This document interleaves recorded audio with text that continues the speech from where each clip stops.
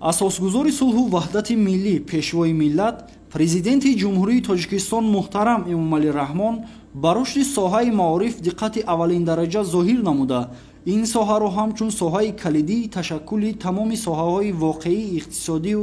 иҷтимоии давлат медонад. ҳамин аст ки бо ташаббуси президенти кишвар ҷиҳати ҳавасмандгардонӣ ва дарёфти истеъдодҳои нав дар ҷумҳурӣ як қатор озмунҳо ба монанди озмунҳои ҷумҳуриявӣ фуруғи субҳи доноӣ китоб аст, Тоҷикистон ватани азизи ман,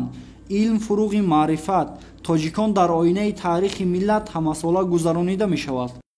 дар пайравӣ ба иқдомҳои пешвои миллат дар ноҳияи Синои шаҳри Душанбе